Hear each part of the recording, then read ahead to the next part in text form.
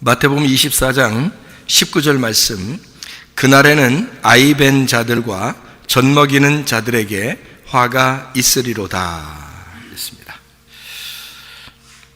그날에는 아이 벤 자들과 젖 먹이는 자들에게 화가 있을지로다 이렇게 했습니다. 왜 젖 먹이는 자가 화가 있나요? 그러니까 아기를 낳으면 화가 있다고 그러는 얘기 같이 보이네요, 그죠? 그러니까 젖 먹이는 자들에게 화가 있도다. 그러니까 아기가 그러면 아기가 없으면 어떻게 된다는 거예요? 아기가 있으면 화가 있는 거, 그러면 아기가 없으면 복이 된다는 거 아니에요, 그죠? 근데 이걸 이제 그냥 이렇게 보면, 성경을 보면은 아기가 있으면 바람 잘 날이 없다. 예? 그래서 고생한다. 그리고 환난 때가 오면 아기 데리고 도망 다니려면 얼마나 힘들겠냐.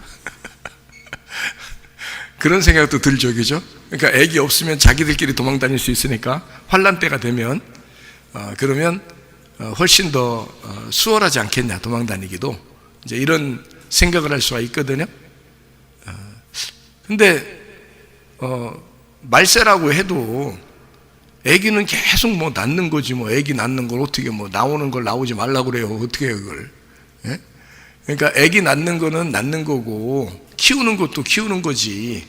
예, 그런데 자꾸 이제 아기를 낳으면 좀 힘들어서 이제 그렇게 생각을 하다 보니까 여기 얘기, 그래, 말세가 되면 아기 안 낳는 게 좋아, 낳으면 괜히 고생해, 이제 이런 생각을 가지고 성경을 보는 사람도 있다는 얘기죠. 그러면 그렇게 보이겠죠, 그죠?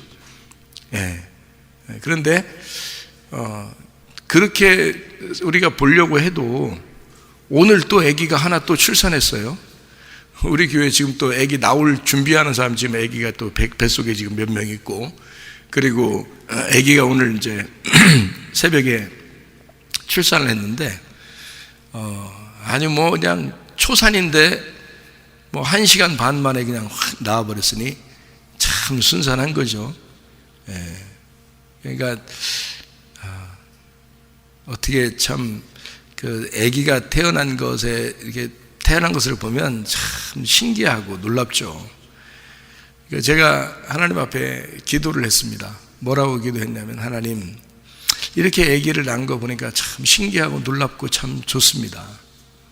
옛날에 우리 이제 제가 아기를 이렇게 낳을 때는 이렇게 정신없이 이렇게 난 것 같아요. 그때는 정신없이 어떻게 하다 보니까 이제 정신없어서 이렇게 지난 거 보니까 아기가 벌써 다 컸네요. 우리 아기들이 다 커서 이거 새로 아기가 낳는 게 참 힘들고 어려운데, 지금 아기를 난 사람 있고, 바로 난 사람 있고, 오늘 또 난 사람 있고, 또 앞으로 또 나올 사람도 또 이렇게 있으니까 제가 기도가 저절로 되더라고.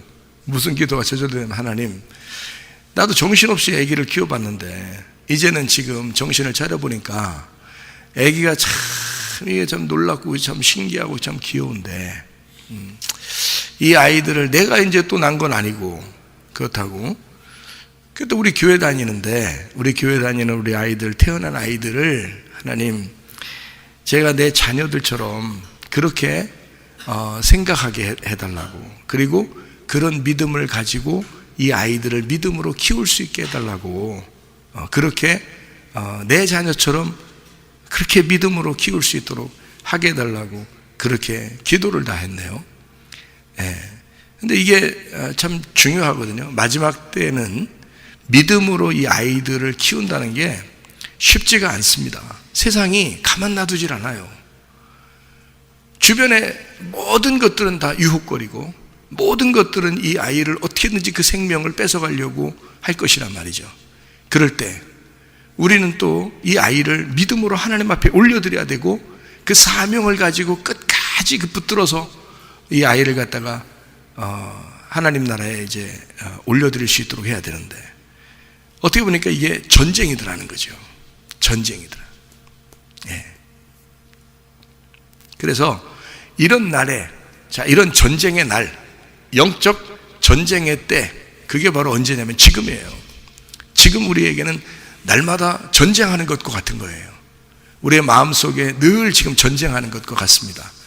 이런 전쟁하는 때에 여러분과 제가 어떻게 하는가? 자, 전쟁하는 때가 오면 이런 날에는 젖먹이는 자들에게 화가 있도다. 아무리 들어도 애기 낳으면 고생한다 이런 말로 들리죠, 그죠? 근데 사실 그런 말은 아니에요. 그런 말 아닌데 이걸 이제 그렇게 보면 그렇게 보여요. 또 이 말이. 그런데요, 이 말이 사실은 이런 얘기입니다. 죄를 잉태하게 되면 죄를 잉태하는 자가 그러니까 화를 당한다, 그런 말이에요. 그러니까 이 아이가 출산되는 것은 지금 아버지 엄마가 아이를 낳는 거잖아요. 그럼 아버지 엄마의 자녀가 나오는 건데, 그 아버지 엄마는 어디에서 나온 사람이에요? 그 위에 아버지 엄마 쭉 위로 올라가서 땅에서 태어난 자가 땅에서 태어난 자를 잉태하고 젖을 먹일 때, 그때 이것은 화가 있다는 겁니다. 그럼 여러분과 제가 이제 우리가 알아야 될 것이 뭐냐? 우리가 땅에서 태어난 자인데 하늘에서 다시 태어나야 되죠. 그럼 하늘에서 태어난 자가 돼야 돼. 그래서 땅에서 태어난 자가 화가 있도다. 그러면 땅에서 태어난 자는 어떻게 돼야 돼? 멸망해야죠. 그러니까 땅에서 태어난 자, 땅에서 죄를 잉태하는 자는 멸망해야 된다, 그 말이고요. 그러니까 젖먹이는 자가 화가 있도다. 그러면 이제 그 사람이 또 땅에서 이제 죄를 잉태한 자가 그것을 깨달았을 때, 내가 죄를 잉태했구나. 그러면 괴롭겠어요, 안 괴롭겠어요? 괴롭죠. 그렇게 괴로워하는 그 죄를 잉태하고 젖먹이는 자가 화를 당하면서 너무 괴로워하는 그 사람은 복이 있도다. 왜 그러냐면 그 사람들은 구원을 할 거니까, 하나님이. 그러니까 죄 가운데 있는 것을, 죄 가운데 태어난 자는 화가 있고, 죄 가운데 태어난 것을 괴로워하는 자는 복이 있도다. 자, 화를 당한 자는 복이 있고 죄를 잉태한 자는 화를 당한다. 그 화를 당한 자는 막 괴롭잖아요. 화를 당한 자는 복을 받는다, 그 말이에요. 자, 요거를 제가 이제 정리를 한번 해드릴게요. 이걸 그러니까 성경을 겉으로 이렇게 보면은 잘 이해가 안 되는 말씀들이 참 많아요, 성경에. 그래서 요걸 다시 한번 정리를 해드리도록 하겠습니다. 우리 이 성경이 왜 여기에 나와 있는지를 우리가 알아야 되죠. 마태복음 24장 19절에 있는 이 내용이 어디에 있는 내용하고 똑같은가 하는 것을 우리가 발견을 해야 되는데, 그게 어디에 나오는 이야기냐면 이사야 54장 5절 말씀하고 보면 이제 비교가 될 수 있습니다. 이사야 54장 5절 말씀. 자, 거기에는 이제 뭐라고 되어 있냐면 이렇게 되어 있습니다. 이는 너를 지으신 이가 내 남편이시라. 그의 이름은 만군의 여호와시며 내 구속자는 이스라엘의 거룩한 이시라. 그는 온 땅의 하나님이라 일컬음을 받으실 것임이라. 이렇게 되어 있거든요. 자, 이게 이제 하나님이 우리 남편이라는 거예요. 하나님이. 자, 이사야 54장 4절을 봐봐요. 뭐 때문에 이게 이제 5절을 썼는지를 이제 이유가 나와 있는데요. 4절을 보니까 이렇게 나와 있어요. 두려워하지 마라. 네가 수치를 당하지 아니하리라. 놀라지 마라. 네가 부끄러움을 보지 아니하리라. 네가 내 젊었을 때의 수치를 잊겠고 과부 때의 치욕을 다시 기억함이 없으리니. 이렇게 되어 있거든요. 그러면 이게 무슨 말이냐면 여기에요. 과부 때의 치욕을 다시 기억함이 없으리니. 과부는 어떤 사람이 과부예요? 남편 없는 사람이 과부거든요. 그러니까 남편 없는 사람에게 너 과부의 그 수치를 없애버려 줄게. 그러면 과부한테 뭘 주겠다는 거예요? 남편 주겠다는 거예요. 근데 그 남편이 누구래? 하나님이라는 거예요. 그래서 이사야 54장 5절에 하나님이 되시겠다는 거예요. 그러니까 누구한테만 하나님이 남편 되시겠다는 거예요? 과부에게만 남편 되시겠다는 거예요. 그러면 과부는 젖먹이는 자요, 젖먹이지 못하는 자요? 젖먹이지 못하는 자지. 젖먹이지 못하는 자니까 복받은 자지.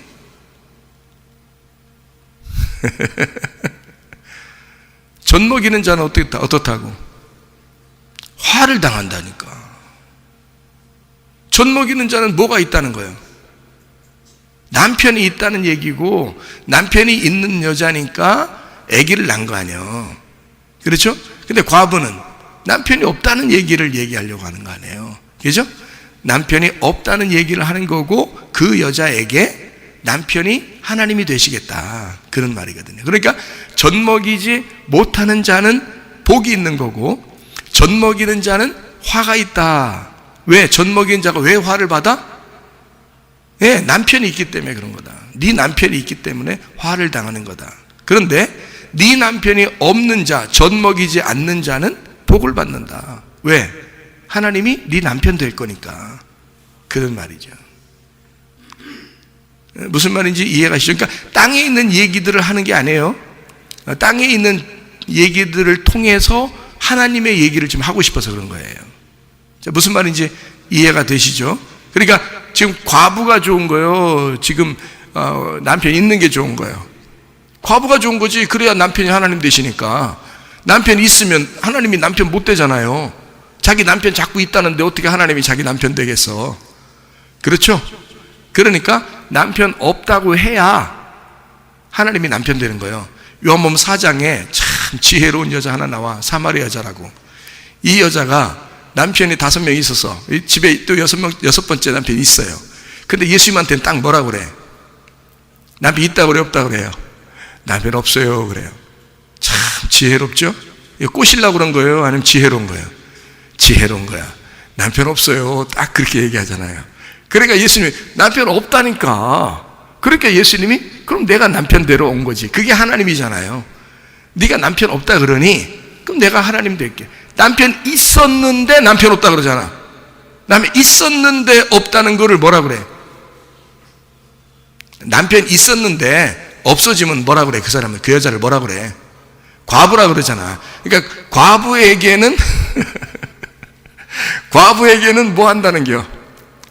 남편, 자기가 하나님이 남편 되겠다는 거 아니에요? 우리 교회 과부들 화이팅! 그러니까 과부라고 염려하지 마세요. 우리 할머니들. 즐거운 일이야. 과부는 화이팅 해야 돼. 왜? 하나님이 남편 되시겠다고 그러잖아. 자기가 약속하잖아, 자기가. 근데 남편 있다고 하는 사람들은 아직 기다려야 돼. 아직 기다려야 돼. 화가 당할 때까지 기다려야 돼. 화 당할 때까지. 무슨 말인지 아시죠? 화 당한다는 건 멸망한다는 얘기거든요. 그러니까 멸망할 때까지 기다려야 되는 거예요. 그러니까 멸망당하면 이제 과부가 돼. 과부가 되면 하나님이 그 사람의 남편이 되겠다. 그러면 여러분 여기 지금 여자들 얘기요 다?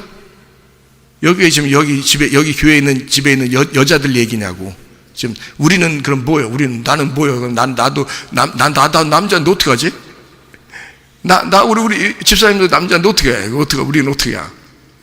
근데 여자들 얘기하면 성경은 여자 얘기만 하는 우리는 뭐예요 그럼? 우리도 예수님 안에서는 여자란 말이에요. 남자도 다 여자야. 왜 그러냐면 예수님이 남편이니까, 유일한 남편이니까 우리는 다 여자야.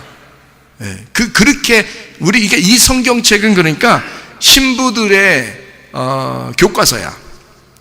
그러니까 신랑이 신부들한테 신랑에 대해서 좀 알으라고 교과서를 우리 하나씩 주고 갔는데 이거 공부해야 되는 거예요.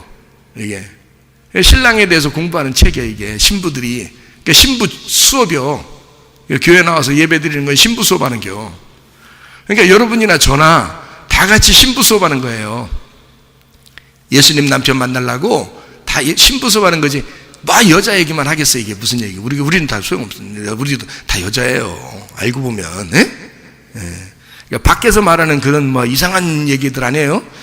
그런 남자가 여자 되고 여자 남자 그런 거 아니에요. 우리 그런 거 아니에요. 요 안에서만 얘기하는 거예요. 우리 교회 안에서만 얘기할 때 오직 유일하게 남편 되신 분은 하나님밖에 없고 우리는 다 여자다. 근데 여자인데 남편 있다고 하는 여자가 있고 남편 없다고 하는 여자가 있다는 거예요. 근데 남편 있다고 하는 여자는 아기를 낳을 거고 화를 당할 것이다. 그 여자는 멸망당해야 된다. 만약에 내가, 이 목사님 말이 내가 나 남편 있어. 하나님 말고 나 남편 있어.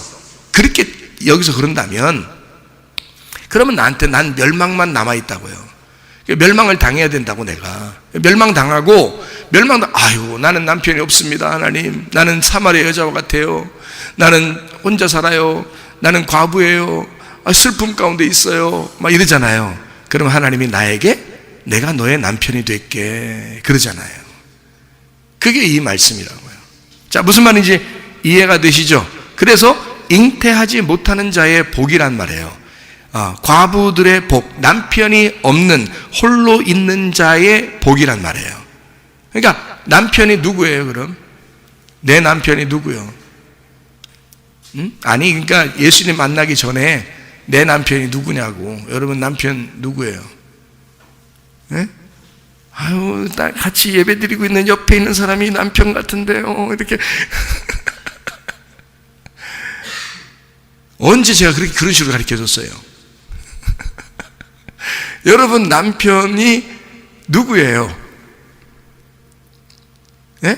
아니 하나님 만나기 전에 남편이 누구냐고. 나라고.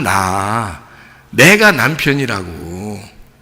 자기가 자기에게 남편이라고요. 그러니까 한마디로 말하면 남편이 주인이거든 성경에서는. 근데 자기가 자기를 주인 삼는다고. 네? 자기가 자기를 주인 삼아서 지 맘대로 살아가려고 한다고. 지 생각대로 살아가려고 한다고. 지 고집대로 살아가려고 한다고. 지 승질대로 살아가려고 한다고. 무슨 말인지 알겠어요? 그게 네 남편이라고. 그게 네 남편. 그러니까 네 남편은 너야. 한마디로 말하면 자, 남편 없는 자가 복받아. 잉태하지 못하는 자가 복받아. 누구 없는 자가 복받는다는 얘기야. 나 없는 자가 복받는다는 얘기야. 그러니까 나는 없고 이렇게 돼야지. 나는 없고 누구만 있어야 돼? 주가 있고. 그러니까 나는 죽고 주가 살고 나는 없음 예수만 있음 이렇게 돼야 된다는 거죠. 그 사람이 복이 있다는 거지. 그러니까 나는 없는 자, 그 사람이 복이 있다. 내가 남편인 그 남편이 없으니 아기가 나오겠냐고. 그러면 그 잉태하지 못한 자가 얼마나 복받은 자냐고. 내가 없으니 나의 열매가 나오겠냐고. 안 나오죠. 나라는 남편이 있어야 그 남편의 열매가 나오는 거지. 나라는 남편이 없는데 어떻게 내 열매가 나오냐고. 없죠?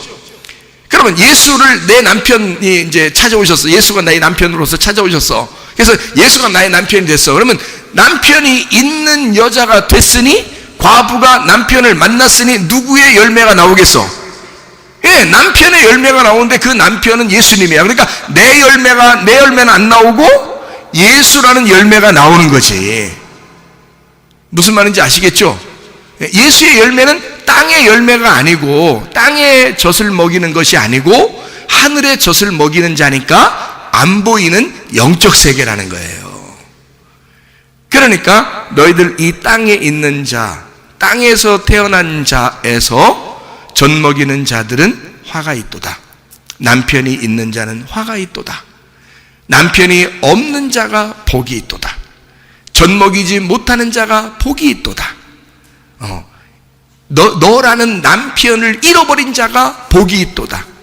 그래서 그 열매, 다시 말하면 너의 열매가 나타나지 않는 자가 복이 있도다. 하늘의 열매가 나타나는 자가 복이 있도다. 천국의 열매가 나타나는 자가 복이 있도다. 너라는 열매가 나타나지 않는 자가 복이 있도다. 예수라는 남편의 열매가 나타나는 자가 복이 있도다. 이렇게 되는 거죠. 자, 무슨 말인지, 아하, 이게 이래서 그런 얘기로 하는구나. 자, 요거를 제가 이제 성경을 한번 보겠어요. 이사야 54장 5절을 우리가 이제 봤잖아요.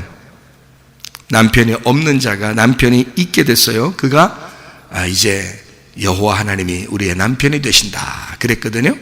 자, 요거를 우리가 그러면 성경을 한번 찾아봐요. 갈라디아서 4장을 한번 찾아봐요. 갈라디아서 4장. 자, 갈라디아서 4장에 보면 하갈, 이스마엘, 육체와 할례, 그리고 사라와 이삭, 새 예루살렘이라고 하는 하나님의 아들, 이게 이제 구분이 돼서 나오는 얘기들이거든요. 그러니까 하갈과 사라, 이스마엘과 이삭, 이렇게 구분돼서 나오는 그런 말이거든요. 갈라디아 4장 27절 말씀 한번 보겠습니다. 뭐라고 되어 있냐면, 기록된 바 잉태하지 못한 자여 즐거워하라. 어서 많이 듣던 얘기, 지금 금방 얘기했던 것 중에서 듣던 말이잖아요. 잉태하지 못한 자여 즐거워하라. 산고를 모르는 자여 소리질러 외치라. 이는 홀로 사는 자의 자녀가 남편 있는 자의 자녀보다 많음이라 하였음. 무슨 말이에요? 홀로 사는 자가 남편 있는 자보다 많다. 이게 자녀가 많다. 이런 이야기들을 이제 하는 얘기거든요. 이게 어디서 나오는 얘기냐면, 여러분, 이사야 54장에 금방 우리 읽었었잖아요. 이사야 54장 1절 말씀을 한번 잘 봐봐요. 1절 말씀 뭐라고 돼 있나? 그거 봐봐요. 그게 이제 갈라디아서 4장 27절 말씀에 그 말이에요. 근데 그거를 그 갈라디아서 4장 27절만 보면 이해가 안 돼. 무슨 말인가? 그 말이 이사야 54장 1절 말씀을 봐야 이해가 돼요. 같이 나오는 말씀이니까. 이사야 54장 1절 말씀 보니까 뭐라고 돼 있어요? 잉태하지 못하여 출산하지 못한 너는 노래할지어다. 산고를 겪지 못한 너는 외쳐 노래할지어다. 이는 홀로 된 여인의 자식이 남편 있는 자의 자식보다 많음이라 여호와께서 말씀하셨느니라. 이렇게 돼 있어요. 이게 지금 갈라디아서 4장 27절하고 똑같은 말이죠. 지금 이사야 54장 1절 말씀을 그대로 지금 갖다 놓은 거예요. 갈라디아서 4장 27절 말씀에 그대로 갖다 놨어요. 이 말은 이제 무슨 말이에요? 잉태하지 못한 여자가 있다는 거예요. 근데 그게 복이 있다는 거예요. 그러면 갈라디아서 4장에서는 잉태하지 못한 여자가 복이 있다, 이 누구를 얘기하는 거예요? 잉태하지 못한 여자가 있어요. 갈라디아서 4장에. 누구예요? 사라.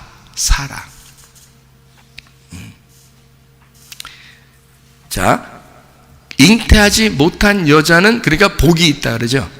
예. 그러니까 사라라는 여자가 갈라디아서 4장 보니까 예루살렘이라. 그가 아들을 낳았다. 그는 자유자다 그랬죠. 갈라디아서 4장에 보니까 이 사라라는 여자. 그러니까 아들을 낳았으니까 신부죠. 그죠? 신부이고, 그리고 아들을 낳았어요. 그러니까 이 신부는 어떤 여인이에요? 아기가 없는, 잉태하지 못하던 여인이었어요. 아기가 없고 잉태하지 못한다는 얘기는 배가 어떻게 돼 있었단 얘기예요? 배가 죽어 있었단 얘기죠. 그러니까 죽은 여자란 얘기예요. 잉태하지 못하는 여자라는 얘기는 죽어있는 여자라는 얘기야. 무슨 말인지 알겠어요? 자, 그러니까 한마디로 말하면 과부는 살아있는 거요, 죽어있는 거요? 죽어있는 거요.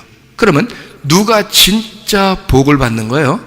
자, 누가 진짜 복을 받는다는 얘기를 누가 진짜 부활한다는 얘기로 바꿔봐요. 누가 진짜 부활하는 거예요? 어떤 사람만 부활해요? 죽은 사람만 부활해. 그러면 누구만 잉태하는 거냐? 과부만 잉태하는 거야. 왜? 과부는 죽은 거니까. 무슨 말인지 아시겠어요? 제가 말하는 게, 자, 죽은 자는 부활한다. 과부가 잉태하게 된다. 지금 성경의 이야기가 굉장히 땅의 이야기에서 아이러니컬한 얘기예요. 그런데 참 묘미가 있어요. 죽은 자가 부활하게 되어 있거든요. 그러면 과부라는 이 여자는 진짜 주님의 신부는 아기를 잉태하게 된, 하나님의 아들을 잉태하게 된 진짜 그 여자는, 신부가 된 여자는 원래 어떤 여자였다는 거? 죽은 여자였다는 거예요. 그죠? 예. 자기의 마음이 비어있는 여자였다는 거야.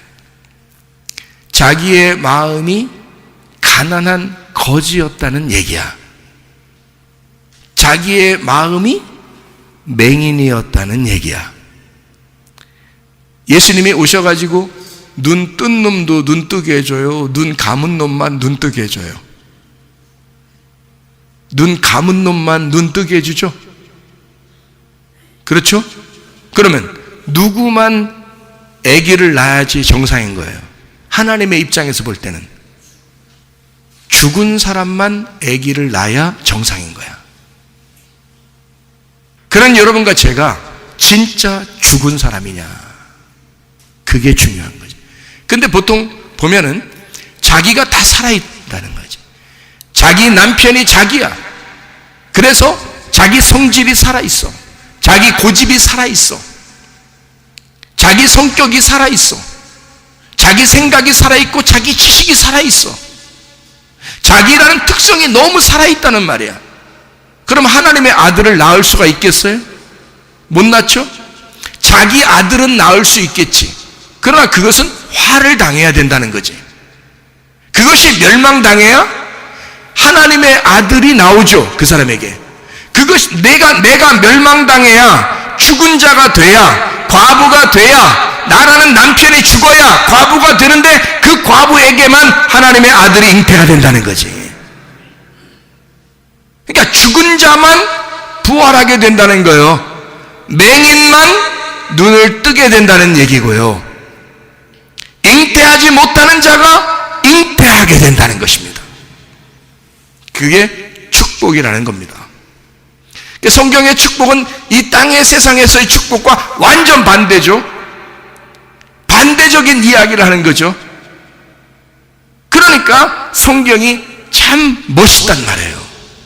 왜냐하면 땅의 얘기가 아니라 하늘의 얘기니까 누구에게나 적용되는 말씀이고, 오히려 이 땅에서 어려움을 당하고 고아, 과부, 나그네, 삭개오, 38년 된 병자, 사마리아 여자, 혈루증 여인, 맹인과 같은 그런 죽을 수밖에 없는 그 사르밧 과부, 재판장에게 그렇게 막 간구하는 그런 과부, 이런 자기가 죽을 수밖에 없다고 생각하는 그 사람들에게 하나님은 역사해 주셔서 내가 너의 남편이 될게, 내가 너의 아들로 태어날게.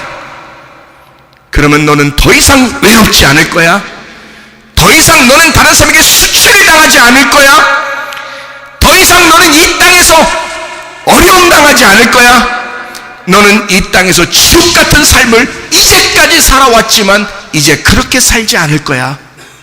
너는 이제 마음의 천국을 누리며 살 수 있을 것이다.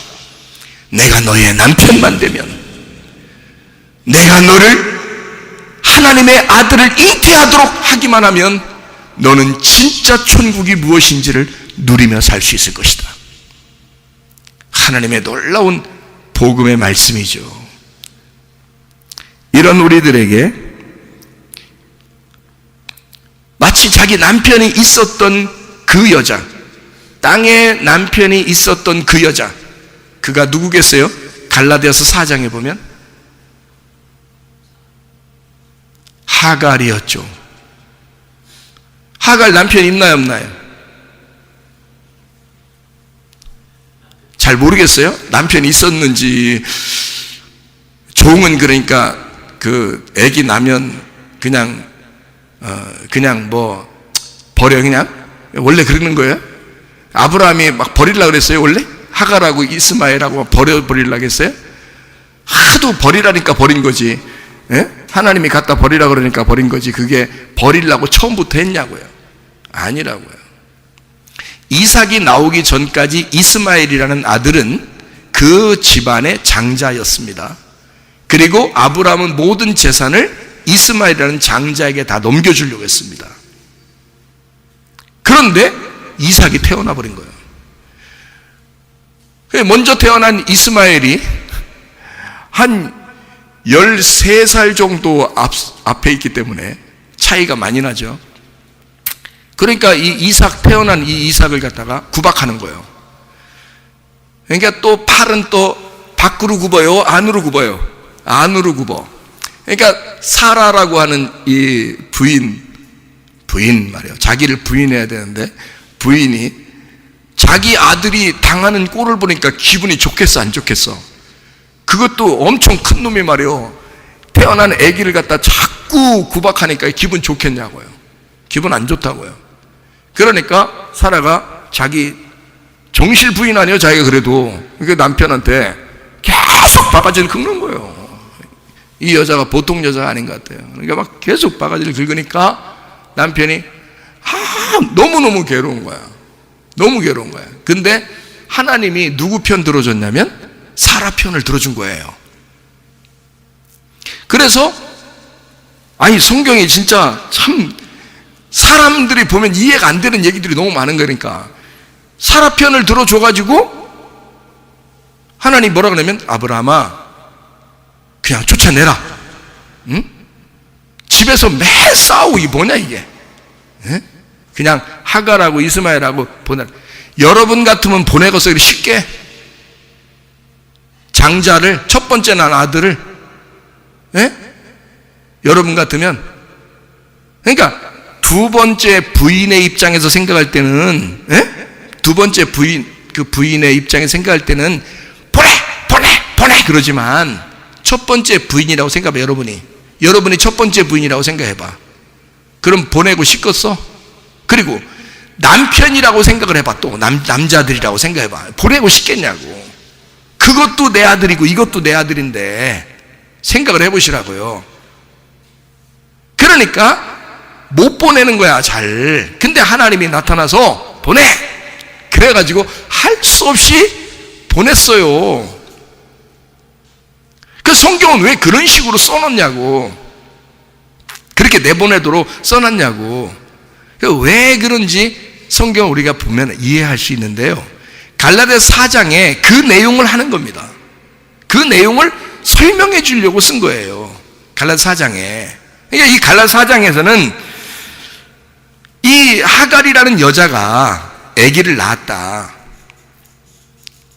근데 이 하갈이라는 여자는 부인이에요, 종이에요? 종이란 말이에요. 노예예요. 노예가 아이를 낳았다. 그러니까 이 광야의 여자란 말이에요. 노예가 광야의 여자인데 이 여자는 율법의 종이 된 거란 말이에요. 그래서 종이라고 표현한 거예요. 율법의 종이 됐는데 율법의 종이 된 이 여자가 하갈이야. 그래서 시내산으로부터 나왔다. 이 시내산이 뭐 하는 곳이에요? 율법이 내려온 곳이라고. 하나님이 율법을 모세에게 전달한 곳이 시내산이에요. 그러니까 이 하갈이라는 여자가 시내산으로부터 왔다. 다시 말하면 율법의 종이다, 이렇게 말하는 거예요. 그러면 사라는 어떤 여자라는 거예요? 부인인데 예루살렘으로부터 왔다, 이거예요. 그러니까 산도 완전히 다르죠. 하갈은 시내산에서 왔고 사라는 예루살렘에서 왔다는 거야. 완전히 달라요. 그러면 보세요. 왜 이걸 이렇게 구분했느냐? 여러분 같으면은 첫 번째 아들을, 특별히 남자 같으면은 아들 내쫓기가 어렵습니다. 첫 번째 장자를. 옛날에는 남편은 하나만 있었는데 부인이 하나만 있는 게 아니라 여럿일 경우가 많았거든요, 그때는. 그래서 상관이 없었어요. 부인이 여러 명이라고. 야곱도 부인이 4명이잖아요. 4명인데 2명은 진짜 정실 부인이고 2명은 종이라고요. 근데 자녀들 12명을 낳았는데 종에게서 난 자녀들은 무시하고 정실 부인에게서 난 자녀들만 좋아했어요? 아니에요. 똑같이 12아들이 다 야곱의 자녀들이었다고요. 그 12아들을 통해서 이스라엘이라는 백성이 나온 거란 말이에요. 똑같이. 그러니까 누구는 이스라엘 백성이고 누구는 이스라엘 백성 아니야, 이렇게 한 게 아니고 다 같이 이스라엘 백성이라고요. 그러니까 종과 부인이라고 해서 서로 다른 자녀들이 나오는 게 아니고, 사실은 이스마엘도 아들이에요. 아브라함의 아들이라고. 그리고 이삭도 아브라함의 아들이라고요. 근데 뭐가 차이가 있냐면 이런 차이가 있는 거예요. 그 차이를 설명해 주려고 지금 갈라디아 4장을 쓴 건데요. 잘 생각해 보세요. 여기 지금 하갈이라는 여자가 아브라함으로부터 아기를 낳았다.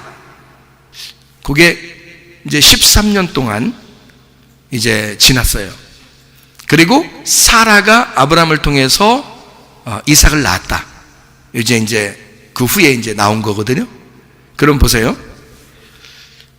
하갈을 통해 이스마엘을 낳을 때 아브라함은 어떤 상태였을까? 그게 문제인 거예요. 거기서 해답이 있는 거예요. 아브라함의 상태가 어떤 상태였나? 하갈을 통해서 이스마엘을 낳을 때 그것도 역시 아들인데 종의 아들이란 말이에요. 그렇게 불렀다고 성경에서는. 그리고 사라를 통해서 낳은 아들 이삭은 자기 아내의 아들이라고 이렇게 하나님이 인정하신단 말이에요. 그러면은 하나는 종이고 하나는 아들이라고 표현하려고 했던 겁니다. 그러면 여러분 생각해 보세요. 하나는 종이고 하나는 아들이야. 근데 둘 다 아브라함 입장에서는 아들이에요. 근데 아브라함의 상태가 어떤 상태였을까? 이삭을 낳기 전과 이삭을 낳기 후에 그 상태를 보면 알아요. 근데 창세기 16장 17장에 보면 아브라함이 이삭을 낳기 전에는 할례를 받기 전이었었어요. 할례를 받기 전에 낳은 아들이 이스마엘인 거예요.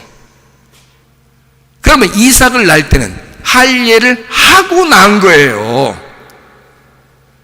그러면 할례가 뭐요?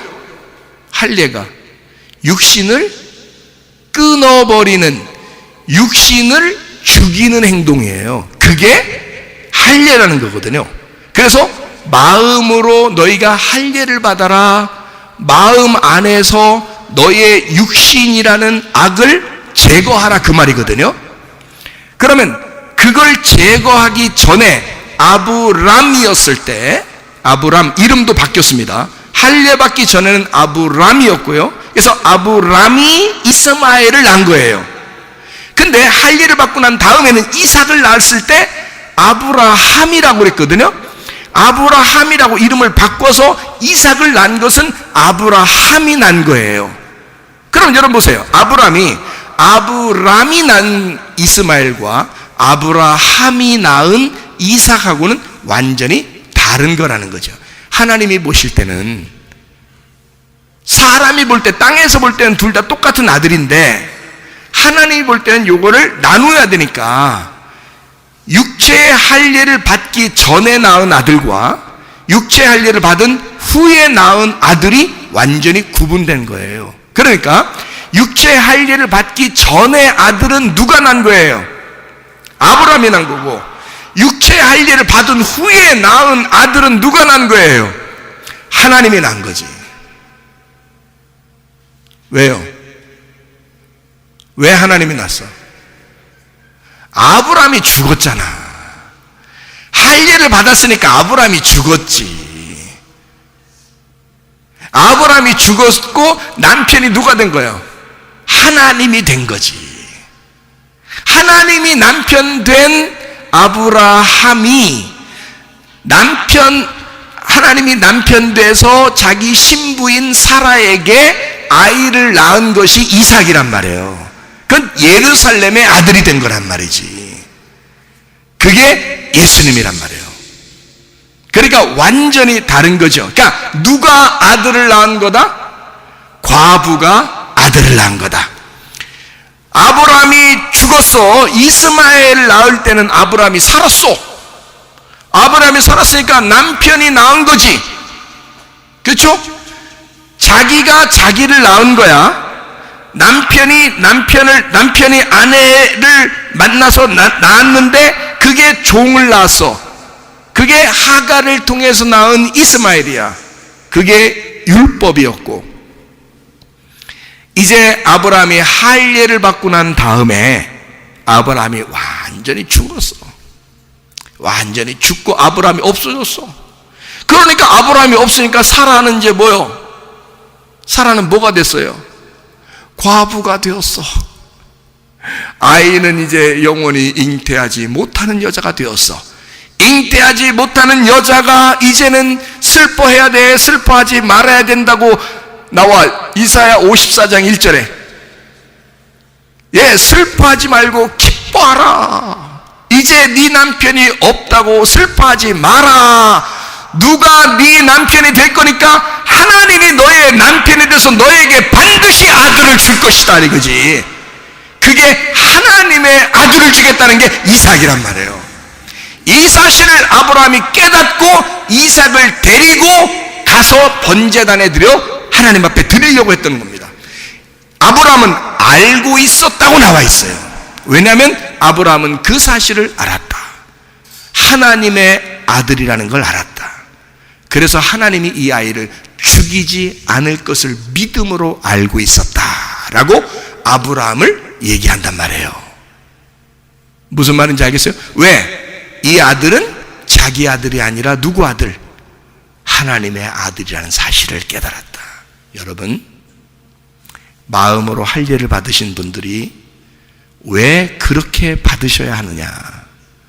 내 자녀가 되지 않으려면, 하나님의 자녀가 되려면 내가 할례를 받아야 된다.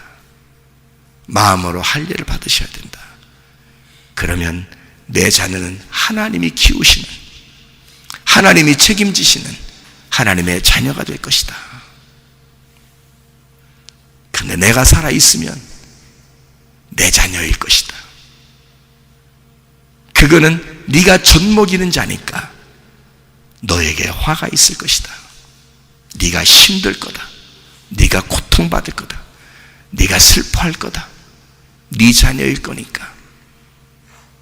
그러나 이 자녀를 하나님이 책임져 주신다면, 하나님이 이 자녀를 책임지시면 이 자녀는 하나님의 자녀가 될 거야. 잉태하지 못한 자여 기뻐하라. 과부들이여 기뻐하라. 하나님이 너의 남편이 되셔서 너의 아들을 낳았을 때는 그 아들을 아버지가 책임지는 거야. 여러분, 우리의 모든 삶에서 여러분 자신이 없어지고 나는 없음이 되고 주 예수 그리스도만 있음이 되셔서 우리의 삶을 주장하시기를 바랍니다. 그리고 하나님이 늘 여러분과 함께 하셔서 임마누엘 되신 하나님이 여러분과 동행하시고 여러분의 남편 되시고 여러분의 하나님의 말씀을 잉태하는 그 아들 되셔서 진짜 하나님 안에서의 삶이 무엇인가를, 그 천국의 삶이 무엇인가를 깨닫게 되는 놀라운 은혜가 여러분의 가정에 넘치시기를 바랍니다. 우리 하나님 아버지 사랑과 은혜를 감사를 드립니다. 아버지 하나님, 그리스도 예수 안에서 우리 자신들, 나 자신이 없음이 되고 예수 그리스도만이 나의 남편 되셔서 우리의 뱃속에 하나님의 성령이라는 그 열매, 그 아들이 나오게 하시고 날마다 배에서 생수와 같이 흘러넘치는 살아있는 하나님의 영으로 살아갈 수 있도록 인도해 주시옵소서. 하나님의 말씀을 통하여 임마누엘 하신 우리 주님께 감사합니다. 주님께서 너를 복주시고 너를 지키시기를 원하며 주님께서 그분의 얼굴을 내게 향하사 내게 은혜 베푸시기를 원하고 주님께서 그분의 얼굴을 내게 향하사 내게 평강 주시기를 원하노라. 이제는 우리 주 예수 그리스도의 은혜와 하나님의 사랑과 성령의 교통하심이 교회와 가정에 영원토록 함께 할지어다. 아멘.